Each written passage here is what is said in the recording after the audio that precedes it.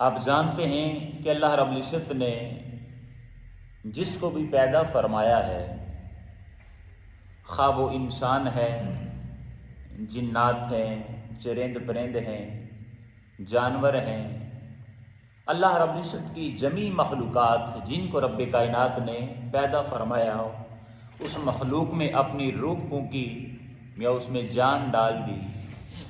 ایک نہ ایک دن آنا ہے کہ اس نے اس دنیا سے رخصت ہو جانا ہے۔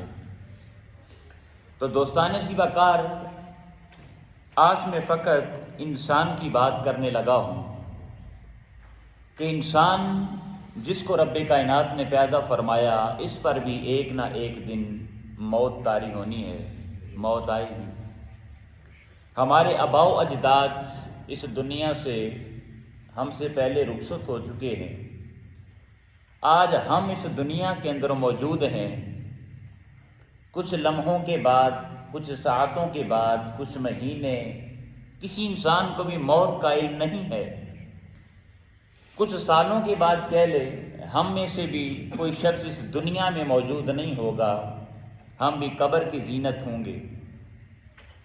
تو ہم میں سے ہر انسان کو ان چیزوں کو جاننے کی ضرورت ہے۔ اگر ہماری زندگی میں ہمارا کوئی ساتھی، ہم سے محبت کرنے والا، ہمارا کوئی رشتہ دار اس دنیا سے رخصت ہو جاتا ہے، تو پھر ہم ان حقوق کو جانیں گے کہ اس کے بعد ہمیں اس میت کے ساتھ کیا سلوک کرنا چاہیے، اس میت کے کون کون سے حقوق ہیں، یا دوسرے لفظوں میں آپ یوں کہہ سکتے ہیں ہمارے یعنی جو اس کے لواحقین ہیں، وارثین ہیں، ان کے فرائض کون سے ہیں۔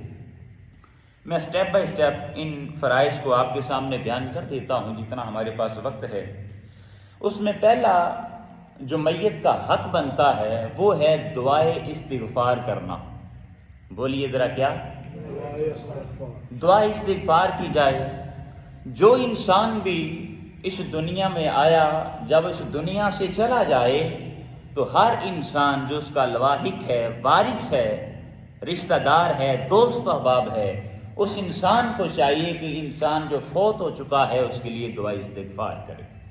دعا استغفار کی بہت زیادہ فضیلت ہے۔ ایک دو حدیث مبارکہ میں آپ کے گوش گزار کر دیتا ہوں، اور ایک اور کنسیپٹ اگر ہمارے ذہنوں میں پایا جاتا ہے تو اس کو بھی ظاہر کرنے کی ضرورت ہے۔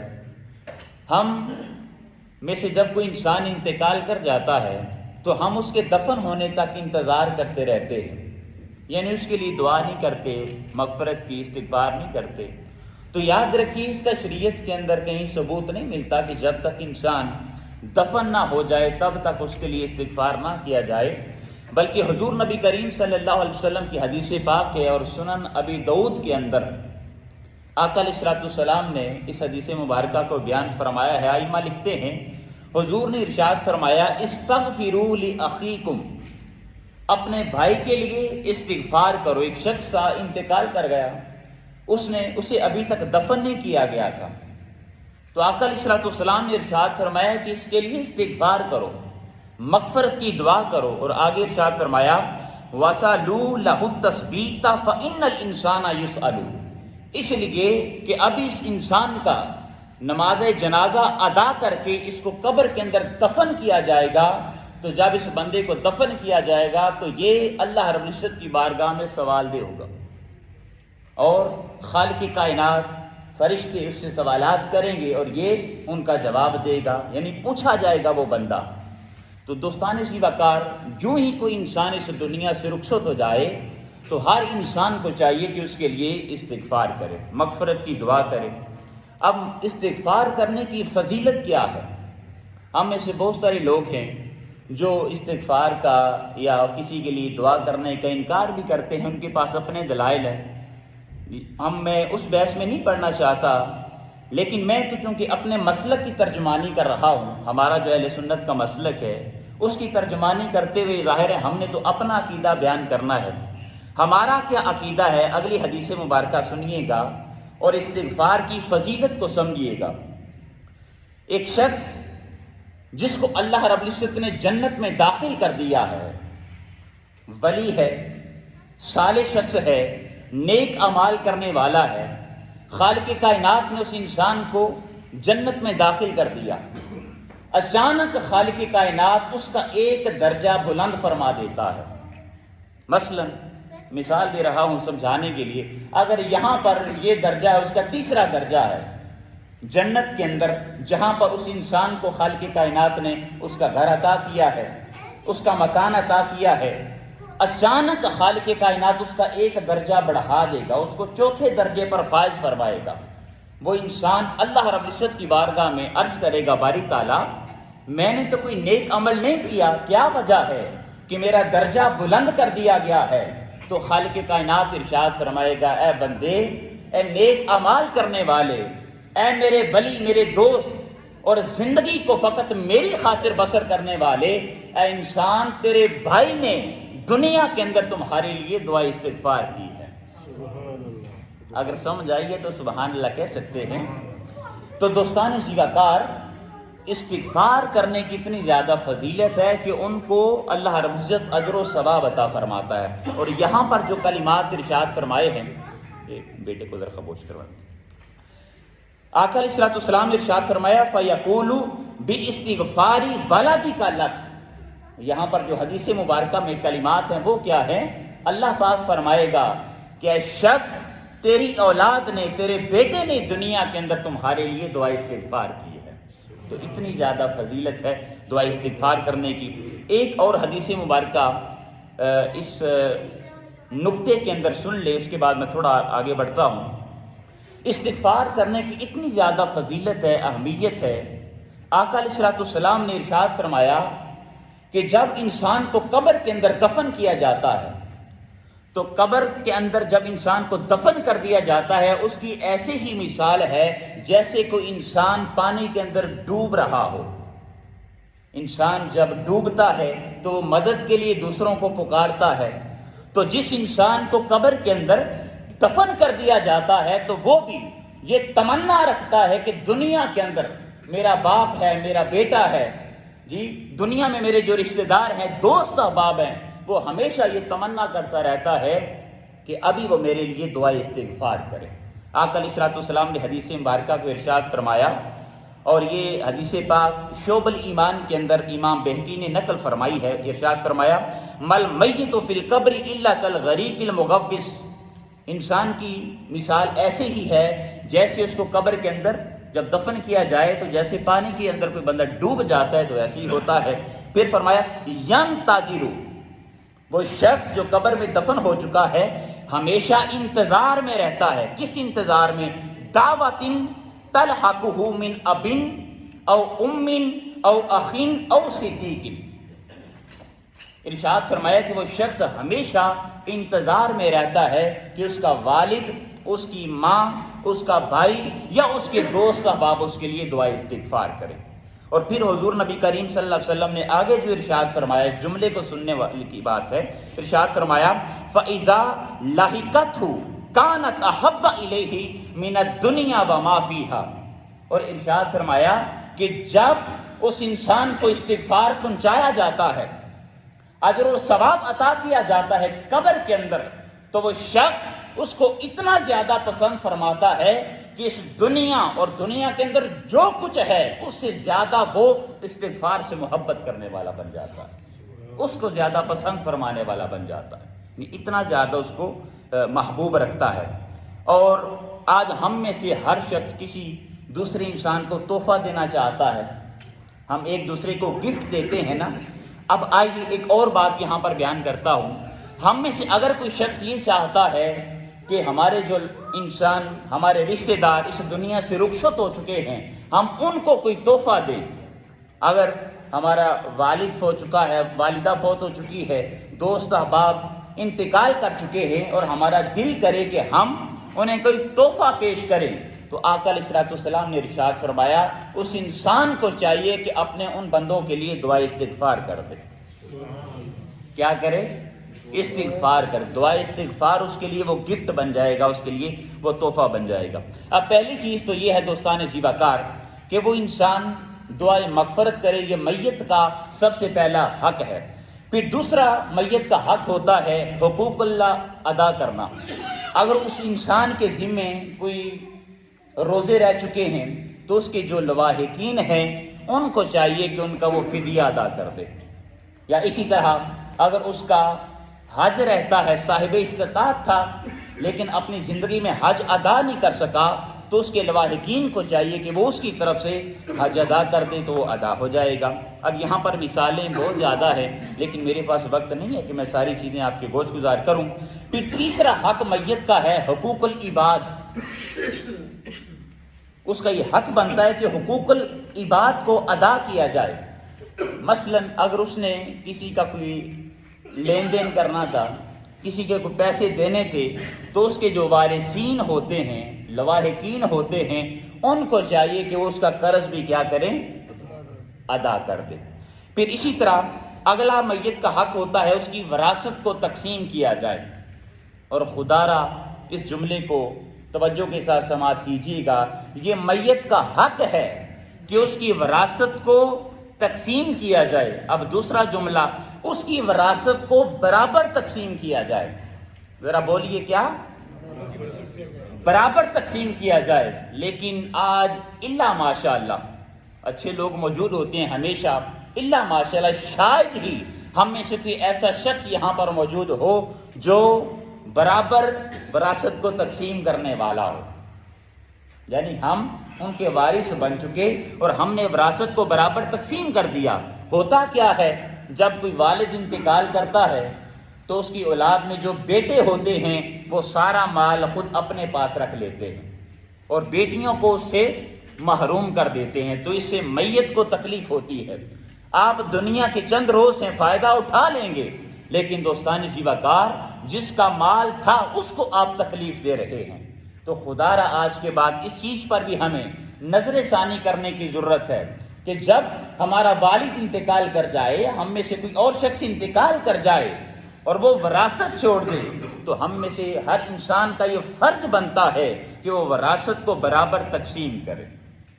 قرآن کے اندر اور حدیث مبارکہ کے اندر آقا علیہ الصلوۃ والسلام نے مرد کے کتنے حقوق ہیں وراثت کے اندر اور عورت کے کون سے حقوق ہیں، کتنا کتنا ان کو حصہ دینا چاہیے، وہ سب کچھ مقرر ہے. مفتیان کرام ہیں، علماء کرام ہیں، اگر آپ کو نہیں معلوم تو ان سے آپ معلوم بھی کر سکتے ہیں کہ ہمارے پاس اتنی وراثت ہے، اتنے مرد ہیں، اتنے بیٹے ہیں، اتنی بہنیں ہیں جی، اتنے بھائی ہیں، یہ لواحقین ہیں، اس کی زوجہ بھی ہے جی. تو ان چیزوں کو آپ کسی عالم کے سامنے جب رکھیں گے تو وراثت آپ کو تقسیم کر کے بھی دے دے گا. تو لہٰذا اس پر بھی نظر ثانی کرنے کی ضرورت ہے. پھر اس کے بعد میت کا ایک حق ہوتا ہے اور میں سمجھتا ہوں کہ یہ سب سے بڑا حق ہے، اور وہ کیا ہے کہ اس کو غسل دیا جائے، اس کو کفن پہنایا جائے اور اس کے بعد اس کو پھر دفن کیا جائے. تو دوستان زیوکار خوش نصیب ہے وہ بندہ کہ جس کو یہ ساری چیزیں میسر آتی ہیں.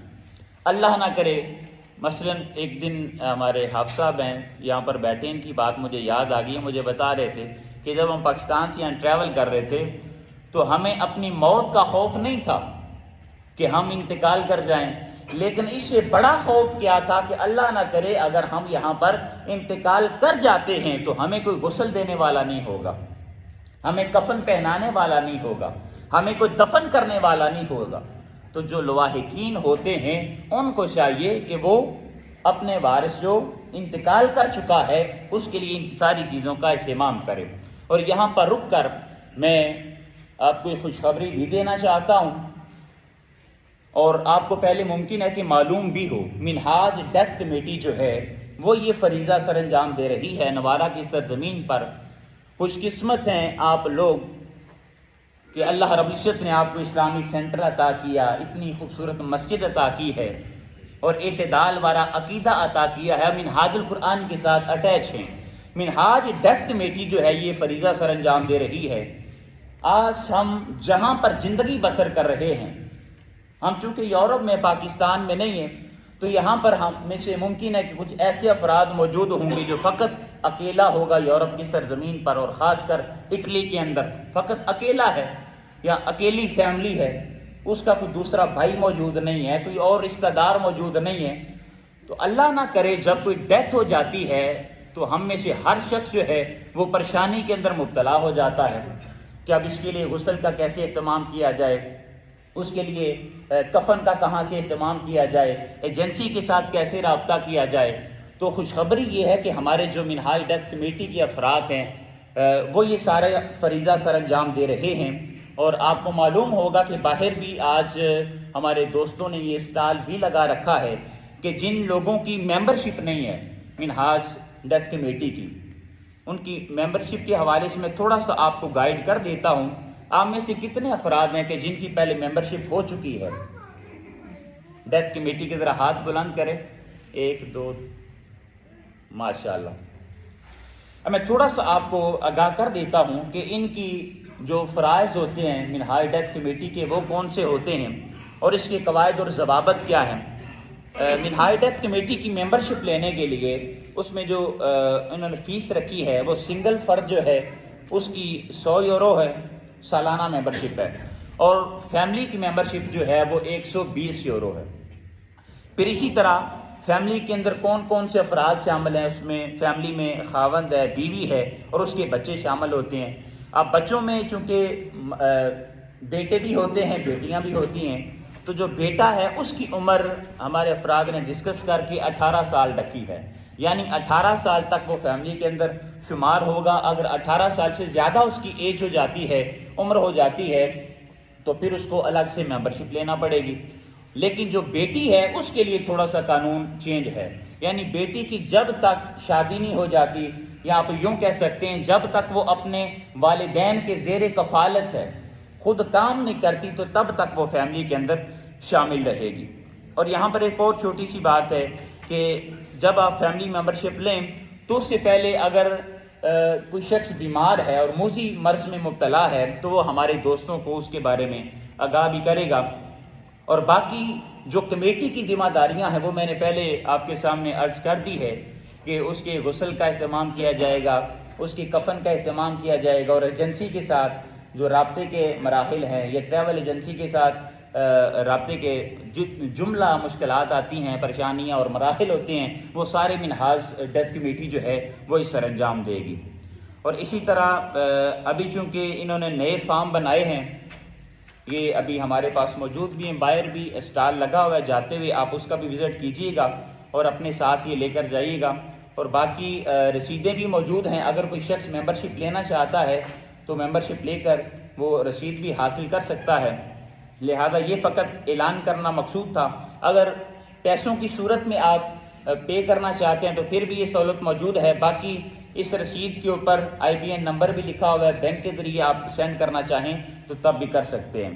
اور بھی بہت ساری باتیں ہیں لیکن میں چاہتا ہوں کہ ابھی اس موضوع کو کمپلیٹ کر لوں، لہذا جن دوست احباب کی ابھی تک ممبرشپ نہیں ہے، تو ہم میں سے کسی انسان کو نہیں پتا کہ کوئی شخص کب اس دنیا سے رخصت ہو جائے، چلا جائے، تو اللہ نہ کرے کہ ہم اس دنیا سے رخصت ہو جائیں اور ہمارا کوئی مددگار نہ ہو، مدد کرنے والا نہ ہو، تو پھر پریشانی کا سامنا کرنا پڑے گا۔ ہم میں سے ہر شخص کی یہ تمنا ہوتی ہے کہ میرا جو آبائی گھر ہے پاکستان کے اندر اور جو ہمارا قبرستان ہے وہاں پر مجھے دفن کیا جائے۔ تو یہ ساری جو فرائض ہیں، ذمہ داریاں ہیں، وہ منہاج ڈیتھ کمیٹی کے افراد سر انجام دیں گے۔ ہمارے بھائی محترم محسن صاحب کھڑے ہیں، اسی طرح محترم فرق صاحب باہر کھڑے ہیں، ان کے ساتھ آپ رابطہ کر سکتے ہیں اور منہاج ڈیتھ کمیٹی کی ممبرشپ حاصل کر سکتے ہیں۔ اسی طرح میں تھوڑا سا غسل اور کفن دفن کے بارے میں ایک حدیث مبارکہ آپ کی گوش گزار کر دیتا ہوں، اور یہ اپنے ذہن کے اندر بات نہ لائیے گا کہ میں ممبرشپ فقط اس لیے لے رہا ہوں کہ جب اللہ نہ کرے میں انتقال کر جاؤں یا میری فیملی کا کوئی دوسرا فرد انتقال کر جائے تو ہمیں فائدہ ہوگا، یہ سوچ کر آپ نے ممبرشپ حاصل نہیں کرنی، بلکہ ہمارے ذہن کے اندر یہ ہونا چاہیے کہ جب میں ممبرشپ لوں گا تو ممکن ہے کہ میری ممبرشپ کے ذریعے کسی دوسرے بندے کا بھلا ہو جائے، میرے پیسے کسی دوسرے کے کام آ جائیں۔ غسل، اب دیکھیں آپ کے پیسے تو ان کے پاس موجود ہیں، اب وہاں سے غسل بھی دیا جائے گا، کفن بھی پہنایا جائے گا، ایجنسی کو جو ڈیل کیا جاتا ہے وہ بھی سارے، اور جو پاکستان بھجوایا جاتا ہے میت کو وہ بھی یورو کی شکل میں دیے جاتے ہیں۔ اس کی اہمیت کتنی ہے، اس اہمیت کو سنیے گا ذرا۔ آقا علیہ السلام نے ارشاد فرمایا، اور یہ حدیث پاک امام حاکم نے روایت کی ہے، جو آدمی کسی میت کو غسل دے اور پھر اس پر پردہ پوشی کر دے، غسل دے اور اس کے بعد پردہ پوشی کر دے، تو آقا علیہ الصلوۃ والسلام نے ارشاد فرمایا خالق کائنات اس انسان کی 40 مرتبہ مغفرت فرماتا ہے۔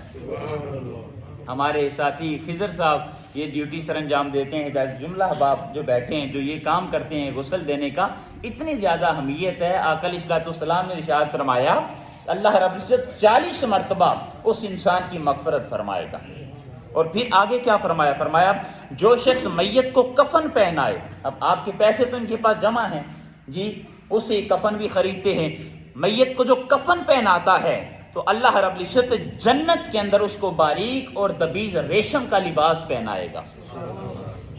اور پھر آگے فرمایا اور جو میت کے لیے قبر کھودتا ہے اور پھر اس کو قبر کے اندر دفن کر دیتا ہے تو اللہ رب العزت اس کو اتنا اجر اور ثواب عطا فرمائے گا کہ جتنا کوئی شخص اپنے پیسوں سے خوبصورت سا گھر بنائے اور وہ کسی غریب کے سپرد کر دے، اتنا اس کو اجر اور ثواب عطا کیا جائے گا۔ اور پھر نماز جنازہ ادا کرنا، یہ بھی منہاج آپ کا یہ اسلامک سینٹر جو ہے وہ موجود ہے، آپ کا اپنا گھر ہے، اور خدا را آپ کو اگر دیکھیں ہم انسان ہیں، منہاج والے جو دوست احباب یہاں پر بیٹھے ہیں، ہر بندہ ہے، انسان ہے، اللہ رب العزت نے ہمیں پیدا کیا ہے، تو دیکھیں انسان سے خطا ہو جاتی ہے، خطا ہو جانا، غلطی ہو جانا، لیکن اس کا یہ مطلب نہیں ہوتا کہ ایک بندے کی وجہ سے آپ پوری تحریک کو رگڑا لگا دیں یا پوری تحریک کو برا بھلا کہنا شروع کر دیں، ایسی بات نہیں ہے۔ ممکن ہے مجھ میں خامیاں ہوں، اب میں بھی منہاج میں شامل ہوں، ممکن ہے کسی اور شخص میں خامی ہو، وہ منہاج میں شامل ہو، اب آپ کو پتہ چلے گا اس کا تعلق کیونکہ منہاج کے ساتھ ہے، لہذا اس کا مطلب یہ ہے کہ پوری منہاج القرآن جو تحریک ہے وہی اچھی نہیں ہے، تو ایسی بات نہیں ہوتی۔ دیکھیں ایک ہی والد ہوتا ہے، اس کے 4 بیٹے ہیں، 5 بیٹے ہیں، مجھے ایمانداری سے بتائیے کیا 4-5 بیٹے جو ہیں وہ برابر ہوتے ہیں؟ ذرا بولیے نا، برابر نہیں ہوتے، کوئی اچھا نکلے گا، کوئی والدین کی خدمت کرنے والا ہوگا، اور انہی 4-5 بیٹوں میں سے ہی کوئی ایسا بھی ہوگا جو والدین کو دھکے دینے والا ہوگا۔ تو خدا را تحریک کے ساتھ آپ جڑے ہوئے ہیں، منہاج القرآن کے ساتھ جڑے ہوئے ہیں، یہ اللہ اور اس کے رسول کی تحریک ہے۔ کس کی تحریک ہے؟ اللہ اور اس کے رسول کی تحریک ہے، ہمارا کوئی اور مقصد نہیں ہے۔ اور آپ جانتے ہیں کہ جب یہاں پر آتے ہیں اس سٹیج سے، یعنی منہاج القرآن کی سٹیج سے، کبھی بھی آپ کو تفرقہ بازی کے موضوع پر بیان نہیں ملے گا کہ ہم کسی دوسرے مسلک کو ٹارگٹ کریں کہ فلاں اچھا نہیں ہے، فلاں اچھا نہیں ہے جی، دوسرے مسلک والے اچھے نہیں ہیں۔ ہم چونکہ اہل سنت سے تعلق رکھتے ہیں تو ہم کسی کو ٹارگٹ نہیں کرتے۔ خوش نصیب ہیں آپ لوگ کہ اللہ رب العزت نے آپ کو یہ اسلامک سینٹر عطا کیا ہے۔ اب نماز جنازہ کے بارے میں آخری حدیث مبارکہ سنی اور اجازت چاہتا ہوں۔ نماز جنازہ ادا کرنے کی کتنی زیادہ اہمیت ہے، کتنی زیادہ فضیلت ہے۔ حضور علیہ السلام نے ارشاد فرمایا کہ جو شخص کسی جنازہ کے ساتھ شریک ہوا اور اس نے نماز جنازہ ادا کی تو خالق کائنات اس کو 1 قرات کا ثواب عطا فرمائے گا۔ 1 قرات کیا ہوتی ہے؟ اگلا جملہ سنیے، اس کی بات بتاتا ہوں۔ پھر فرمایا اگر کوئی شخص تدفین تک، یعنی جب تک اس میت کو دفن نہیں کر دیا جاتا، اس کی قبر پر موجود رہا تو اللہ رب العزت اس کو 2 قرات کا ثواب عطا فرمائے گا۔ اور ایک جو قرات ہے اس کے بارے میں آقا علیہ السلام نے ارشاد فرمایا 1 قرات احد پہاڑ جتنا ہے۔ کتنا ہے بولیے؟ احد پہاڑ جتنا ہے، فقط 1 قرات۔ لہذا نماز جنازہ جو ہے وہ بھی ادا کیجیے۔ پھر اسی طرح میت کے جو دوسرے حقوق ہوتے ہیں، فقط میں پوائنٹس آپ کے حوالے کر دیتا ہوں۔ اس نے اگر کوئی وصیت کی ہے تو ہمیں چاہیے کہ ہم اس کی وصیت کو پورا کریں۔ اگر اس نے فرض کیا 9 لاکھ روپیہ چھوڑا ہے تو میت کو اتنا حق پہنچتا ہے کہ وہ 1/3 کی وصیت کر سکتا ہے، یعنی 9 لاکھ میں سے 3 لاکھ جو ہے وہ کسی مدرسے کے سپرد کر دیے جائیں یا کسی اور غریب کی مدد کر دی جائے۔ اس کی وصیت کو پورا کرنا اس کے وارثین کے لیے ضروری ہوتا ہے، ان کا فرض بنتا ہے۔